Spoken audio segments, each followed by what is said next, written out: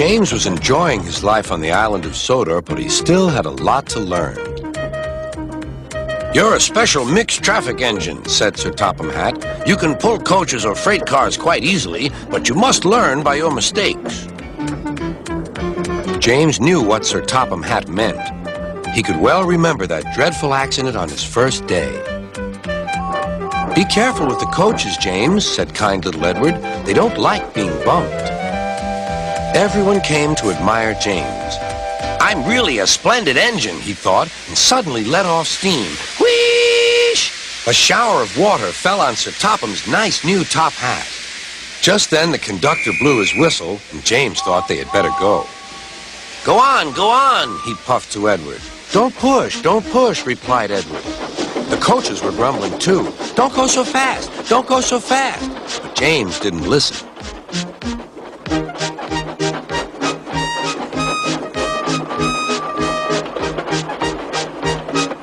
When at last they stopped at the next station, two coaches were beyond the platform. They had to go back to let the passengers out. But no one seemed to know about Sir Topham's new hat, so James felt happier. Presently, they came to the station where Thomas was waiting with his two coaches. Hello, James, said Thomas. Feeling better? That's good. Oh, that's my conductor's whistle. I must go.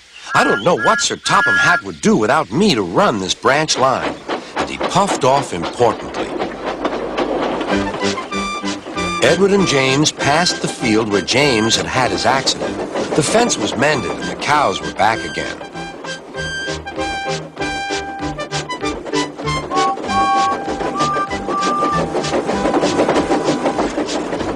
They ended their journey and rested before setting off for home. James was still wondering what Sir Topham would have to say about his new hat.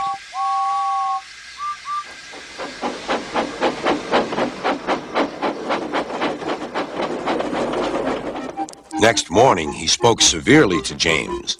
If you can't behave, I shall take away your red coat and have you painted blue. James didn't like that at all. He was very rough with the grumbling coaches as he brought them to the platform. Don't talk, come on.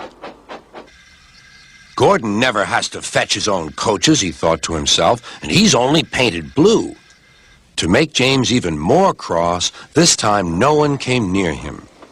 I'll show them, he thought. They think Gordon is the only engine who can pull coaches.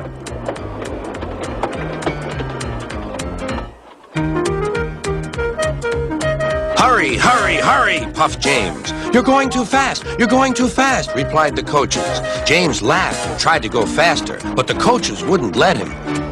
We're going to stop, we're going to stop.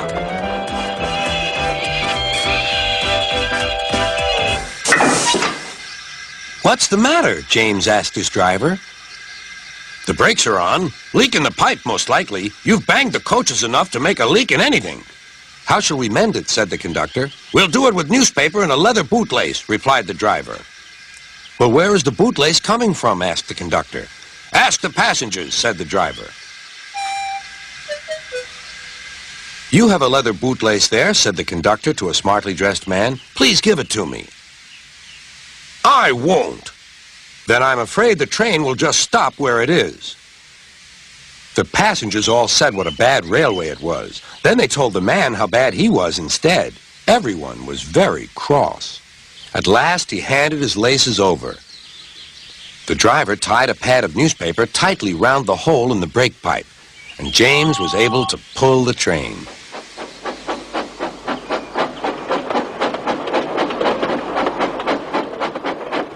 But he was a sadder and wiser James and took care never to bump coaches again.